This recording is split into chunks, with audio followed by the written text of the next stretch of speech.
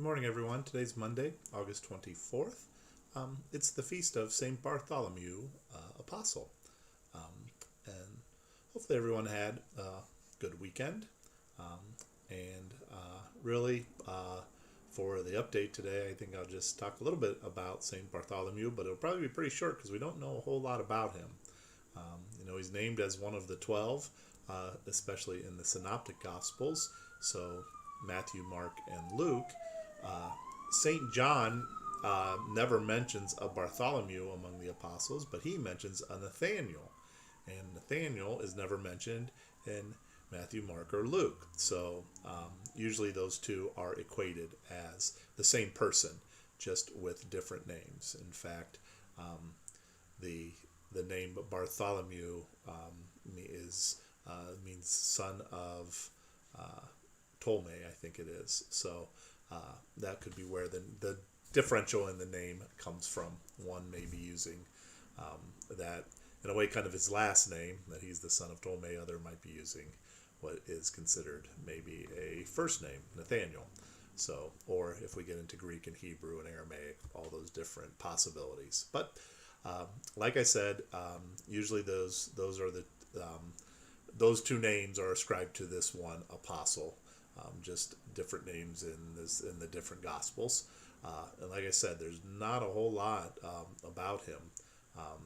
The gospel for today's mass has the scene of kind of his calling, where Philip goes to tell him that they found the Messiah, Jesus, the son of Joseph from Nazareth, and Bartholomew has this famous response, what good can come from Nazareth? And Philip says, come and see, and he does. And as he's approaching, Jesus says, here is a true child of Israel. There's no duplicity in him. And Bartholomew says, well, how do you know me? And he says, before Philip went and called you, I saw you sitting under the fig tree. And Bartholomew instantly makes kind of this great proclamation of faith. It's like, you are the Son of God. You are the King of Israel.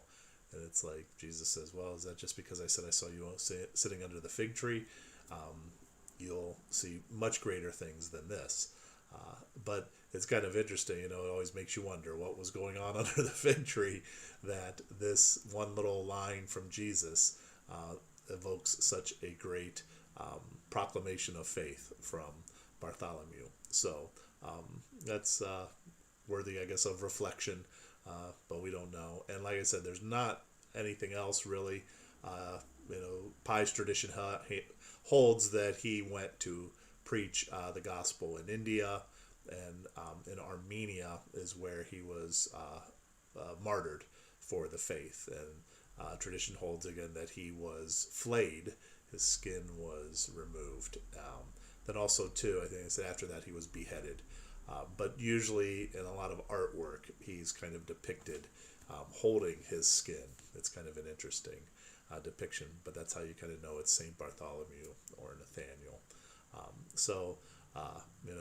Even the 12, I always find that kind of amazing, is that these 12 closest companions of Jesus, after the Ascension, after Pentecost, after they leave Jerusalem and go out and start to spread the gospel, that besides really Peter and Paul, we have not a lot of information on many of them. And so they appear in the Gospels. They are the kind of the new 12 tribes of Israel. These are the foundational, the pillars of the church. The bishops to this day are seen as the successors of the apostles. But all we do know is that they did go out and proclaim the gospel. And with the exception of St. John, that they all were called to martyrdom. And so we can give honor to St. Bartholomew this day. We can ask for his intercession to help us to always proclaim the gospel too. Even if it isn't flashy, or even if people aren't going to record it for all posterity, it's still what we are called to do. So we'll ask for his intercession and protection this day. So I hope everyone had a wonderful weekend. Everyone has a great week too. Stay cool, it sounds like, for most of this week. So, and for those who are going back to school, no matter which way it might be, whether it's virtually or whether it's in person, we'll pray for God's abundant blessings for this back to school time too. So that kind of concludes the update for today. Hope everyone has a wonderful day, and God bless you abundantly. Have a great day, everyone.